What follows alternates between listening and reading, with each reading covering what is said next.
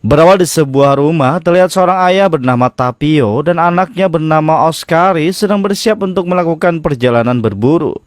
Di dinding rumah, Oskari melihat banyak foto, terutama foto ayahnya yang berhasil membunuh seekor beruang besar. Lanjut, Tapio, Oskari, dan rekannya yang lain menaiki pegunungan. Di dalam mobil, ayahnya memperlihatkan sebuah peta rahasia bertanda silang. Di tempat itu, jika melakukan perburuan bisa dipastikan terjamin membunuh binatang. Saat sampai di lokasi tujuan, rekan Tapio bernama Hamara menambahkan peringatan untuk tes pengujian anggota baru. Oskari langsung bergerak mendekat untuk menjalani tes berburu. Ia mencoba menggunakan panahnya, namun tidak berhasil karena tangannya belum terlalu kuat. Hamara mengatakan kalau Oskari akan kembali pulang karena tidak lulus tes. Akan tetapi, Tapio memberitahunya kalau Oskari tidak akan pulang dan ia sudah siap menjadi seorang pemburu. Setelah itu, Hamara mengumumkan di depan semua pemburu kalau Oskari adalah seorang pemburu yang akan menjalankan misi berburu di hutan. Berpindah ke pesawat negara Amerika, terlihat seorang pria kepercayaan presiden bernama Morris sedang bersiap. Setelah itu, ia menemui presiden. Morris hanya mengatakan kalau pesawat akan mendarat 1 jam mendatang dan presiden harus bersiap-siap. Kembali ke Oskari, saat berada di dalam hutan, ia terus belajar memanah hingga busurnya berhasil menancap.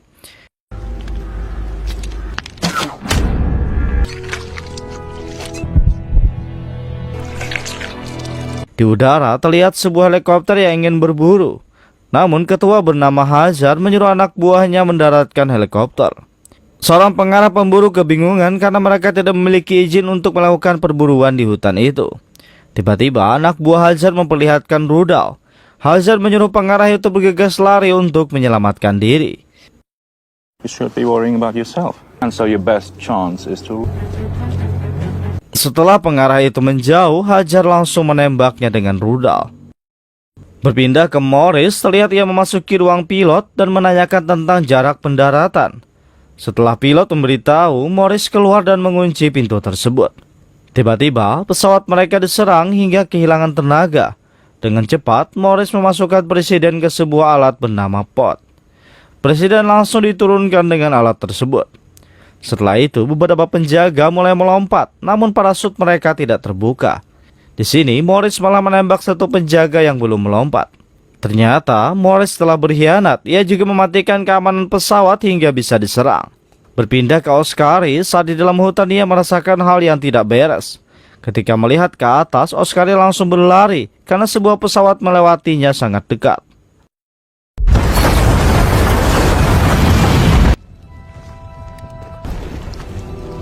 Sedangkan di markas Pentagon, terlihat Direktur CIA memberitahu agen terbaiknya bernama Brett Herbert tentang pesawat presiden. Direktur memperkenalkan Herbert ke wakil presiden dan jenderal. Jenderal memberitahu ini adalah ulah teroris karena semua pesawat jatuh bersamaan. Wakil presiden mengatakan kalau itu hanya kerusakan mesin. Herbert langsung meyakinkan semua orang kalau ini memang teroris bersama orang dalam yang berkhianat mematikan keamanan pesawat.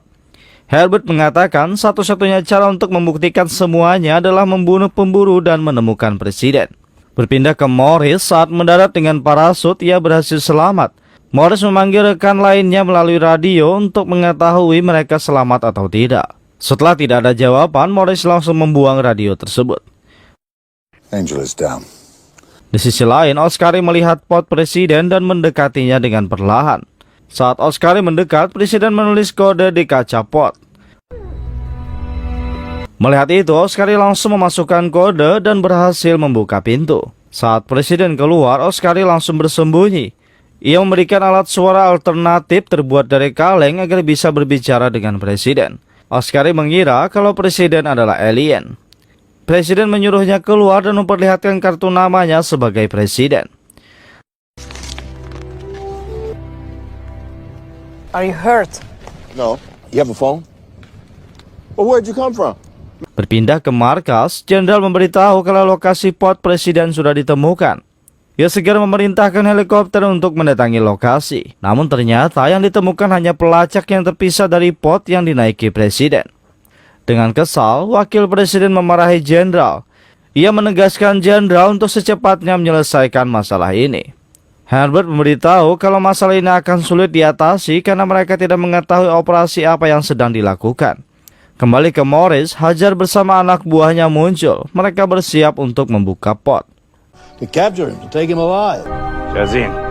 Saat pot dibuka, ternyata presiden sudah tidak berada di sana. Di sini kita kembali mengetahui kalau Morris sebenarnya bekerja sama dengan Hajar untuk menangkap presiden demi mendapatkan banyak uang. Berpindah ke Oscari bersama presiden. Mereka berjalan di tengah hutan. Oscari mengatakan di hutan ini banyak binatang buas seperti beruang. Mendengar itu, presiden ketakutan karena beruang sangat berbahaya. Namun Oscari meyakinkan kalau ia bisa membunuhnya, walau ini perburuan pertamanya. Lanjut, Oscari membawa presiden ke tempat kendaraan kecilnya. Presiden menyuruh Oscari membawanya ke desa terdekat. Namun Oscari menolak karena ia sedang dalam misi berburu. Oscari mengatakan, ini hutanku, jadi ikuti aturanku. Dengan terpaksa, presiden mengikuti Oscari untuk mencari tempat peristirahatan yang terlindung dari angin.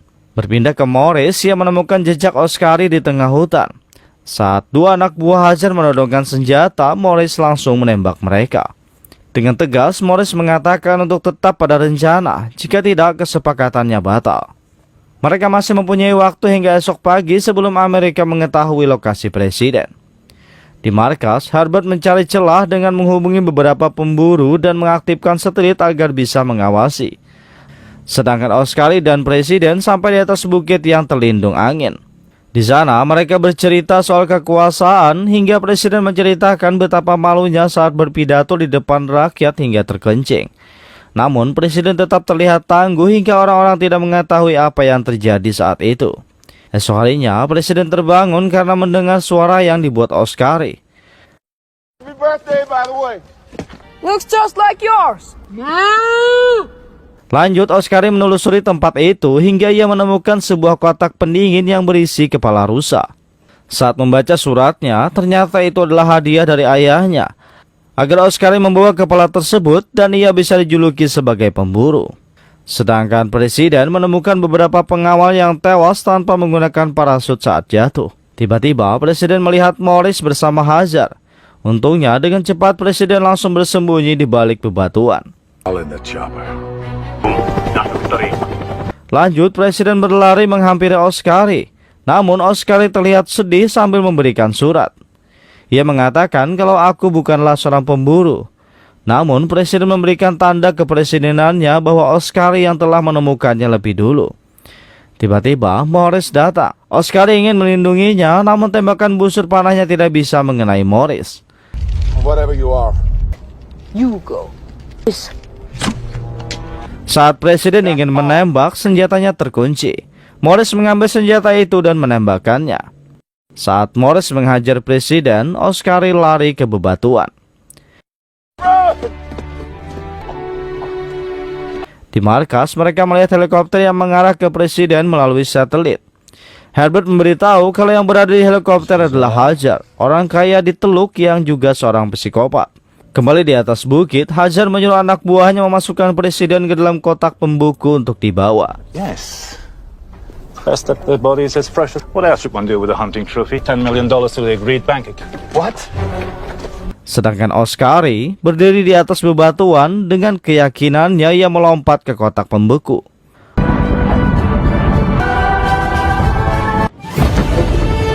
Oscari mengatakan ia akan membawa presiden kepada ayahnya sebagai hasil buruan terbaik.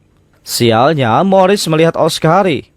Pilot helikopter menggoyangkan kotak tersebut ke tengah hutan hingga Oscari terjatuh. Namun Oscari tidak putus asa. Ia tetap mengejar presiden hingga kotak pembuku itu jatuh setelah Oscari memotong tali pengikat. Get me on the ground! Setelah itu, Morris terus menembaki Oscari yang juga memasuki kotak pembeku. Tanpa ragu, Oscari menggulingkan kotak pembeku hingga jatuh ke sungai. Kotak pembeku itu terus hanyut hingga memasuki sebuah danau. Saat Oscari dan presiden keluar, ternyata kotak pembeku mereka hanyut di samping pesawat jatuh presiden. Sedangkan di markas, terlihat lokasi pesawat presiden jatuh dari satelit. Di sana, wakil presiden melihat Herbert sedang mengirimkan pesan kepada seseorang. Berpindah ke Hajar saat di helikopter yang menerima pesan kalau rencana berubah. Misi Hajar kali ini adalah untuk membunuh presiden. Di sini kita sudah bisa menebak kalau Harbert adalah atasan dari Hajar yang ingin menyingkirkan presiden. Kembali ke presiden yang mengajak Oscari berenang memasuki pesawat karena Hajar dan Morris terlihat di udara menggunakan helikopter.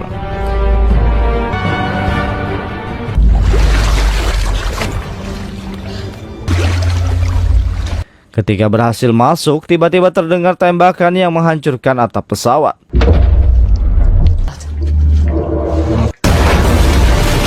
Sedangkan Hajar memasuki pesawat dan mengaktifkan bom di sana. Namun saat ingin kembali naik, Morris memotong tali hingga Hajar juga terjebak di dalam pesawat.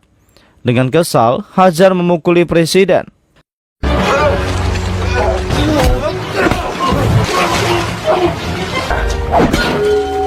Saat Hajar ingin menembak, presiden berhasil merebut senjata itu dan segera menembaki Hajar hingga tewas. Come on.